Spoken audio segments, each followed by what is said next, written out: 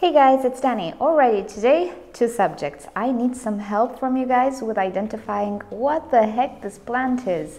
Now, this is a beautiful plant, as you can see. I found it in a home improvement store. I saw it once, but I decided not to buy it. Then I saw it the second time. I looked at it and I discovered, well, this plant has some aerial roots and it kind of tickled my fancy. So I purchased it. Now, on the tag or label or whatever this is, I find the name Phalaenopsis, but when I search for it, there is nothing on the internet. Or whatever I find is something to do with what you call the Christmas cactus, the Schlambergia. I don't know how to call it. I keep saying Schlambergia because of the orchid. So yeah, this is definitely mislabeled. The name on the tag is not the name of this plant, and I don't know what it is, but it is beautiful. So my first impression is that it's a type of moss. But then it has these succulent roots, as you can see, and that's quite interesting. I've never seen a moss do that. I've actually never seen moss having roots, so I'm not sure if this is a moss. The second guess would be a type of a fern thing, but then again, it doesn't really look like a fern because the roots, or actually I don't know, I don't have experience with ferns or anything. So it looks like a combination of a fern and a moss, and as you can see, the tips are lighter in color. They're not dry or anything, or at least it doesn't look that way. They just look a little lighter. So this is a beautiful plant, and usually I don't purchase plants. The only things I purchase are tropical plants that have nice flowers like the hibiscus and all of that. But this is quite new for me, so here's a close-up of it. Do you guys have any idea what it is? Please let me know in a comment below because I could not find this one. I tried Google search images, nothing. I tried ferns or mosses with aerial roots, pretty much nothing. I did not find anything similar. So yeah, I cannot believe this is something incredibly rare or anything. It's just a home improvement store. It's just something I've never seen before, but I'm sure at least one of you guys has seen this one before. Now, of course, when I saw it, I thought, ooh, that's a nice texture and the green is beautiful and all of that. But then I thought, well, maybe I can use this in some decorations. I don't know. But it depends what it is, what its requirements are, its pattern of growth. I'm not even sure if this is a creeping plant or a climbing plant or whatever this is, if it's a moss, if it's a plant, anyway. But to keep this about orchids as well, let's make a quick little update on the Phalaenopsis orchid that had a very long stem and that I didn't pot up yet. So here she is, not looking the brightest. As you can see, we do have some discoloration on the leaves, and that's pretty concerning. My first guess is that it's the orchid flake virus, but that's just something I can live with as long as I don't have spider mites. And what do you know? I don't have spider mites anymore. Can you believe that? I never thought I would say this. So this is the plant. I kept it bare root because, as you remember, or if you don't remember, I'll just add the link towards the video in which we talked about this one in the description below and also in an info card. So what happened is that this orchid had an incredibly long stem. It was buried inside the medium. I think it was 15 centimeters buried inside the medium. We cut it and I kept this orchid bare rooted, so I give a chance to the stem to dry out. I also placed cinnamon, and what I did was just soak it from time to time, otherwise kept it in this pot bare rooted, and she did quite okay. I mean, in the sense that she didn't die and she didn't dehydrate, everything was okay. I also decided to cut all of the flower spikes it had because it is already producing a tiny new leaf here, and I wanted this orchid to start focusing on this new leaf and on roots and all of that. But what do you know? She decided to put out a flower spike right here.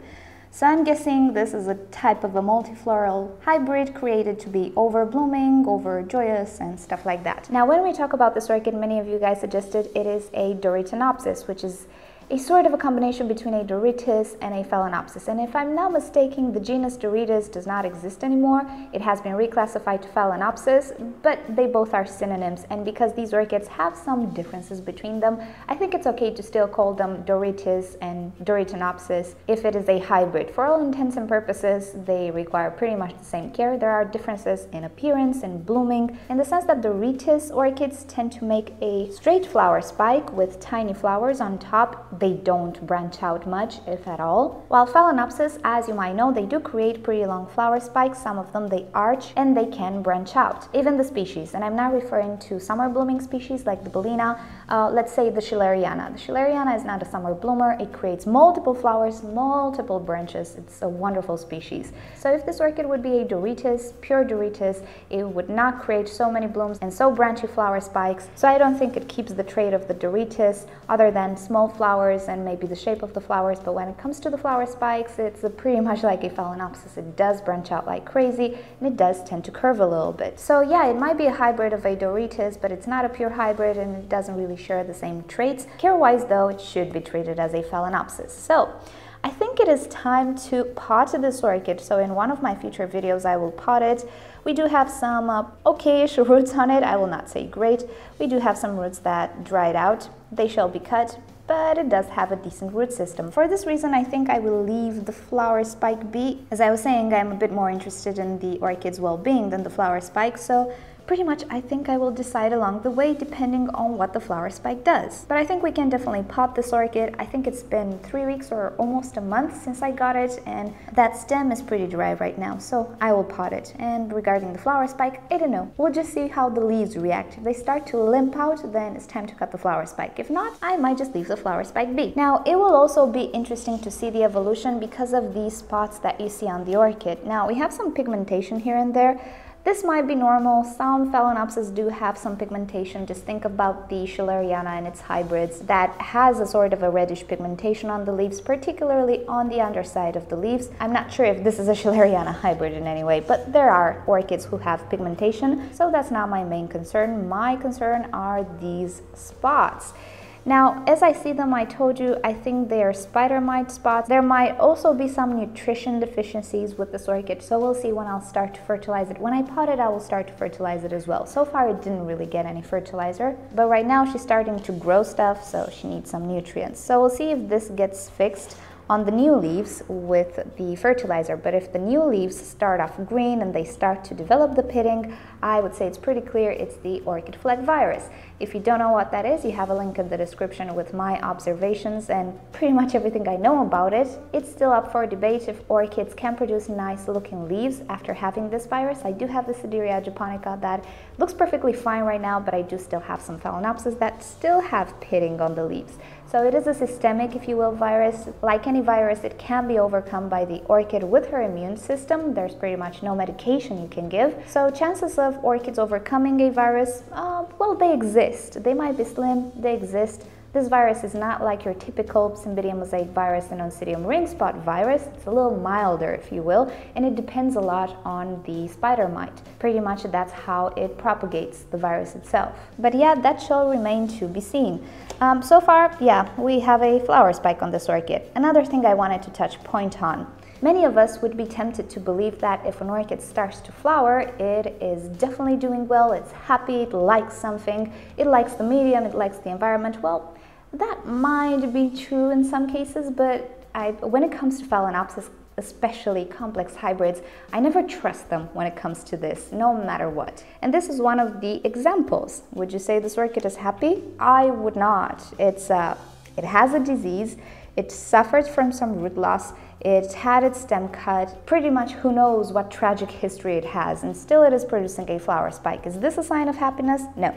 This is just a sign of its man-made genes, or whatever resulted from the crossing of whatever orchids went into this orchid. I don't have an ID for it, so that's why I say whatever orchids. I don't know what her parentage is. And as you know, as humans, we want quantity, we want beauty, we want richness, and so on. So we are striving to create hybrids which bloom a lot, and also hybrids that will bloom no matter the state of health. So for this reason, no, I'm not inclined to believe this orchid is happy, nor am I inclined to believe this is a desperate flower spike that is produced due to the fact that it's suffering and it feels like it's dying or anything. No, you cannot really say that. For every example that you have of an orchid being happy and flowering or an orchid being unhappy and flowering, there's also the counter example. So to make a general statement like that, I cannot. Yes, there are cases in which orchids can bloom because they don't feel good and that's a last result, or at least that's what I think, but there are also cases in which orchids are perfectly happy and they bloom, or they're perfectly happy and they don't bloom. There are just too many reasons to generalize just like that. Oh, she's blooming because she's not happy, or she's blooming because she's happy. Any of the possibilities is valid, as well as any of the possibilities is not valid. So for me, this one is just a pure trait of whatever genetic information this orchid has. And since nature didn't fully create it, I don't trust it. I don't trust any of my complex hybrid Phalaenopsis one bit. There are other signs that make me believe they're happy or they're not happy, such as leaves, roots, and all of that. When it comes to the quality of the flowers, well, that's a different story. Of course, any orchid will bloom, but if it produces 2 blooms, you know, that's meh. Something's pretty wrong with it if it does that. It doesn't matter it bloomed, it matters the quality of the blooms. They're created to be very quality plants, right? But on the other hand, if I get a spike that has branches and has, I don't know, 10 flowers, 15, 20 flowers, then that's a good sign, definitely. But the fact that it's spiking, no, it's never a sign of anything, in my opinion. So that was the update on the Phalaenopsis, the weird one with its stem cut, and also my mystery plant. So let me know down below if you know what this is. And yeah, I'll keep you up to date. We'll probably do a video when we repot this orchid, and we'll see in the future what we'll do with the spike. Thank you guys for watching. Hope you enjoyed this. If you did, give it a thumbs up. If you hated it, give it a thumbs down. Subscribe to my channel for daily orchid and plants videos. And also don't forget to turn on notifications so you never miss a video. And with that said, I'll see you guys next time. Bye! Since we're here, let's make a reference with the clay pots and me sterilizing them in bleach and not in the oven. Well, I told you some of them have started to crack out of the blue. This is one of them, and the crack is big. Now, pardon me, but I don't want to subject these flimsy and low-quality pots to differences in temperature. I know they mostly crack when the differences are sudden, but even not sudden differences, I suspect they will just enlarge in this crack. That is why I opt for bleach. I hope one day I will not find this pot simply cracked open on the shelf, because this was not as large last time I noticed it.